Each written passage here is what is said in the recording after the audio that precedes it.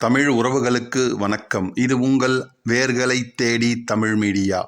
காவிரி ஆறு பாய்ந்து வளப்படுத்தும் தஞ்சை தரணியில் வரலாற்று சிறப்புமிக்க பல திருக்கோவில்கள் அமைந்திருக்கிறது. அவற்றுள் ஒன்றுதான் மயிலாடுதுறைக்கு அருகே, அதாவது குத்தாலத்திற்கு அருகே திருமங்கலம் என்னும் ஊரில் அமைந்திருக்கும் விக்கிரம சோழீஸ்வரர் ஆலயம். இந்த ஆலயத்தை தான் தற்பொழுது பூலோகநாத சுவாமி திருக்கோவில் என்று அழைக்கிறார்கள் இப்பகுதி மக்கள். இந்த ஆலயத்தில் இருக்கும் கல்வெட்டுக்களில் விக்கிரம சோழீஸ்வரம் என்று குறிப்பிடப்பட்டிருக்கிறது. இந்த ஆலயத்தின் மூலவர் ஸ்ரீ பூலோகநாத சுவாமி லிங்க திருமேனியராக வீற்றிருந்து அருள் புரிகிறார். கருவறைக்கு இடதுபுறமாக அன்னைக்கு என்று தனி சன்னதியும் ஒன்று அமைந்திருக்கிறது. பூலோகவாசிகளுக்கு ஈசன் தனது திருமண திருக்கோலத்தை தரிசிக்க அருள் புரிந்த தலம் இது. திருமணத்திற்கு திருமாங்கல்யம் செய்ய குபேரன் பொன் பெற்று மாங்கல்யத்தை செய்து கொடுத்த தலம் இது. வசிஷ்டர் அருந்ததி தம்பதியினர் மிருத்யுஞ்சய ஹோமம் செய்த பொழுது அவர்களுக்கு அருள் புரிவதற்காக பிரயோக கால சம்ஹார மூர்த்தியாக யமதர்மன் மற்றும் மார்கண்டேயர் சகிதமாக அந்த ஹோம தீயிலிருந்து ஈசன் வெளிப்பட்ட தலம் இது என்று பல்வேறு சிறப்புகளை கொண்டு திகழ்கிறது இந்த திருமங்கலம் திருத்தலம். அதாவது திருமணஞ்சேரியில் சிவபெருமானுக்கும் அன்னை பார்வதி தேவிக்கும் திருமணம் நல்ல முறையில் நடந்து முடிகிறது. இந்த திருமண காட்சியை தரிசிப்பதற்காக தேவலோகமே திரண்டு விட்டது. இங்கு எந்த பக்கம் பார்த்தாலும் தேவர்கள்தான். பூலோகவாசிகளான சாதாரண மக்களால் இறைவனின் திருமண திருக்காட்சியை அன்று காண முடியவில்லை.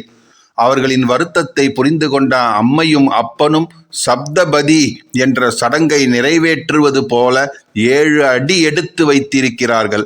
அப்படி அவர்கள் 7 அடியில் வந்து நின்ற இடம்தான் இந்த திருமங்கலம் திருத்தலம். இங்குதான் இறைவனின் திருமணத்திற்கு திருமாங்கல்யமும் செய்யப்பட்டிருக்கிறது. அதுவும் மகாலட்சுமியே தம் திருக்கரங்களால் திருமாங்கல்யத்திற்கான பொன்னை குபேரனிடம் கொடுத்ததாக ஐதீகம். எனவே இந்த ஆலயத்திற்கு வந்து வழிபட்டால் திருமணம் கைகூடும். மாங்கல்ய தோஷம் இருந்தாலும் அது அகன்று கூடிய விரைவிலேயே திருமணம் கைகூடும் என்று சொல்கிறார்கள் இப்பகுதி மக்கள்.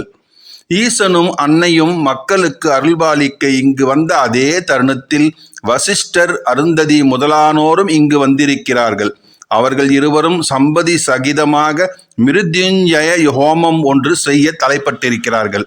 அவர்கள் அந்த ஹோமத்தை செவ்வனே நடத்தி பூர்த்தி செய்யும் வேளையில் அந்த வேள்வி தீயிலிருந்து சிவபெருமான் கால சம்ஹார மூர்த்தியாக திருக்காட்சி கொடுத்திருக்கிறார்.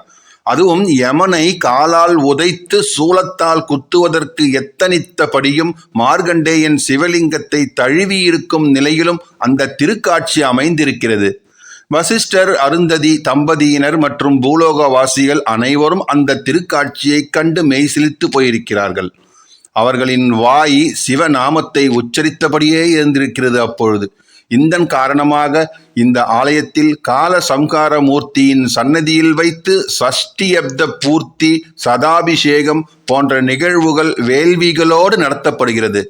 சிவராத்திரி அன்று முதல் ஜாம பூஜையை இந்த திருமங்கல பூலோகநாதர் சன்னதியிலும், 2ஆம் ஜாம பூஜையை அருகில் இருக்கும் மாங்குடி சிவலோகநாதர் ஆலயத்திலும், 3ஆம் ஜாம பூஜையை அதற்கும் அருகில் இருக்கும் பொய்கைக்குடி நாகநாதர் ஆலயத்திலும், 4ஆம் ஜாம பூஜையை மீண்டும் இங்கு வந்து இதே திருமங்கலம் பூலோகநாயகி சமேத பூலோகநாதர் சந்நிதியிலும் தரிசித்து வந்தால் உலகிலும் உள்ள அனைத்து சிவலிங்கங்களையும் தரிசித்த பலன் கிடைக்கும் என்று சொல்கிறார்கள் ஆன்மீகவாதிகள்.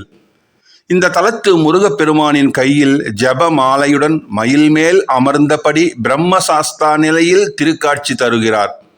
இத்தலத்து நந்தியம்பெருமான் தனது வலது காலை முன் தூக்கி வைத்து எப்பொழுதும் புறப்படுவதற்கு தயாரான நிலையில் இருப்பது போல எம்பெருமானுக்கு முன்பாக அமர்ந்த நிலையில் இருப்பது மிகவும் விசேஷம். இந்த சிவாலயம் கிழக்கு நோக்கிய சிவாலயம். கருவறைக்குள் எழுந்தருளியிருக்கும் ஸ்ரீ பூலோகநாத சுவாமியை ஆலயத்தின் வாயிலில் இருந்து கொண்டே தரிசிக்க முடியும் என்பது சிறப்பு. இவருக்கு இருபுறங்களிலும் துவார பாலகர்கள் அமர்ந்திருக்கிறார்கள். விஸ்தாரமான மகா மண்டபம்.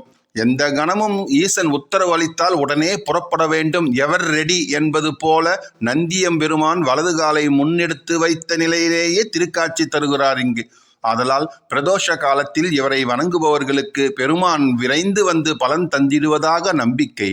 கருவறையின் உடையவருக்கு இடது பாகத்தில் தானும் கிழக்கு திசை நோக்கியவளாக தனி கோவிலில் அருள் காட்சி புரிகிறாள் அன்னை. ஸ்ரீ பூலோக நாயகி மங்கையர் வேண்டுதலுக்கு மனமிறங்கி மாங்கல்ய பலம் அருளிடும் மிகுந்த வரப்பிரசாதி என்று சொல்கிறார்கள் இம்மாவட்ட பெண்கள். இந்த அன்னை சன்னதிக்கு மற்றும் ஒரு சிறப்பு உண்டு. அதாவது மணமகளான அன்னைக்கு பூட்டுவதற்குரிய திருமாங்கல்யத்தினை செய்வதற்காக குபேரனிடம் திருமகளானவள் பொன் எடுத்து கொடுத்ததும் இந்த தலத்தில்தான் என்பதால் திருமணத்திற்கான திருமாங்கல்யத்தினை இந்த ஆலயத்திற்கு கொண்டு வந்து அன்னையின் சன்னதியில் வைத்து பூஜிப்பது ஆகச்சிறந்த நற்பலன்களை தரும். மாங்கல்ய தோஷம் இருப்பவர்கள் இங்கு வந்து வழிபாடாற்றிட சுக பலன் கிடைத்திடும். தவிர திருமாங்கல்ய தாரணம் ஆனவுடனேயே அருந்ததி பார்த்தல் என்பது நம்முடைய தொன் சம்பிரதாயம்.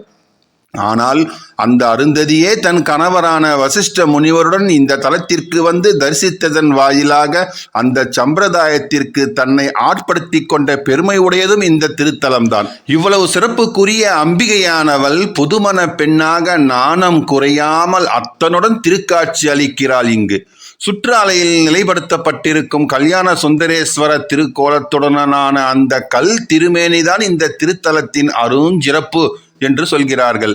மாப்பிள்ளை சுவாமியும் அருகில் இருக்கும் அன்னையையும் தரிசிப்பவர்களுக்கு திருமண பாக்கியம் சடுதியில் கூடி அமையும் என்பதை நான் சொல்லித்தான் நீங்கள் தெரிந்து கொள்ள வேண்டுமா என்ன? இவர்களுக்கு வலதுபுறத்தில் கல்யாண கணபதியை தரிசிக்க முடிகிறது. வடமேற்கு மூலையில் எழுந்தருளியுள்ள சிவசுப்பிரமணியரை வணங்கிட செவ்வாய் தோஷம் எல்லாம் அகன்று விடுமாம், ஞானமும் கைகூடுமாம். மேலும் அம்மையப்பருக்கு இடையில் சிவசுப்பிரமணியருடைய சன்னதி அமைந்திருப்பதால் இந்த தலம் சோமாஸ்கந்த சேத்திரம் என்பது கூடுதல் சிறப்பு. அருந்ததி மற்றும் வசிஷ்டர் இவர்களுடன் கூடுதலாக 4 ரிஷிகளுடைய புடைப்பு சிற்பமும் இந்த ஆலயத்தின் கோஷ்டத்தில் இடம்பெற்றிருக்கிறது. இந்த அமைப்பு அரிய ஒன்று. தவிர மங்கள தலமாகிய இங்கு எழுந்தருளியிருக்கும் மகாலட்சுமிக்கும் மங்கள மகாலட்சுமி என்பதுதான் திருநாமம். இவர்களுடன் ஞான சரஸ்வதியும் அருகிலேயே அமைந்திருப்பது வேறெங்கிலுமே காணவியலாத சிறப்பு. மேலும் கோஷ்டத்தில் உள்ள நிருத்த கணபதி, தட்சணாமூர்த்தி, துர்கை, சதுர்வேத லிங்கங்கள், லிங்கோத்பவர், மகாவிஷ்ணு, பிச்சாடனர், அர்த்தநாரீஸ்வரர், காலபைரவர், சூரியன், சந்திரன், குபேரன். அதாவது குபேரன் இயல்பான நிலையில் இல்லை. திருமாங்கல்யத்திற்கான பொன்னை ஒரு பாத்திரத்தில் ஏந்தி தம் தலைமீது வைத்திருக்கும் நிலையில் கல் சிற்பமாக அமைத்திருக்கிறார்கள். இந்த மூர்த்தங்கள் எல்லாம் அவரவருக்கு உரிய ஸ்தானத்தில் நிலைப்படுத்தப்பட்டிருப்பது மிக மிக அழகு. சோழர் காலத்தில் பொலிவு பெற்று விஸ்தாரமாக விளங்கியிருந்த இந்த கோவிலில் ஏராளமான கல்வெட்டுகள் எல்லாம் அமைந்திருக்கிறது. வரலாற்று பெட்டகமாக திகழ்கிறது இந்த ஆலயம். திருமணஞ்சேரி திருத்தலத்திற்கு செல்கிறவர்கள் புராண பெருமையும் வரலாற்று சிறப்புமுடைய இந்த திருமங்கலம் ஆலயத்தினையும் தரிசித்து அன்னையின் அருளியும் அத்தனின் அருளியும் பெற வேண்டும் என்பதே எம்முடைய விருப்பம். மயிலாடுதுறை மாவட்டத்தில் மயிலாடுதுறைக்கு அருகில் உள்ள குத்தாலத்திலிருந்து திருமணஞ்சேரி செல்லும் சாலையில் 2 கிலோமீட்டர் தொலைவில் அமைந்திருக்கிறது திருமங்கலம் திருத்தலம். திருமணஞ்சேரியிலிருந்தும் குத்தாலத்திலிருந்தும் ஏராளமான நகர பேருந்துகளும் ஷேர் ஆட்டோ வசதிகளும் அமைந்திருக்கிறது. இந்த தலத்தின் அருகாமையில்தான் புகழ்பெற்ற திருமணஞ்சேரி, எதிர்கொள்பாடி, திருவேள்விக்குடி, முருகமங்கலம் ஆகிய சிவ தலங்கள் எல்லாம் அமைந்திருக்கிறது என்பதை தெரிவித்துக்கொண்டு உங்களிடமிருந்து விடைபெறுகிறேன். இந்த காணொளி உங்களுக்கு பிடித்திருந்தால் லைக் பண்ணுங்க, ஷேர் பண்ணுங்க, மறக்காம உங்கள் கருத்துக்களை கமெண்ட் பாக்ஸில் கமெண்ட் பண்ணுங்க. நன்றி, வணக்கம்.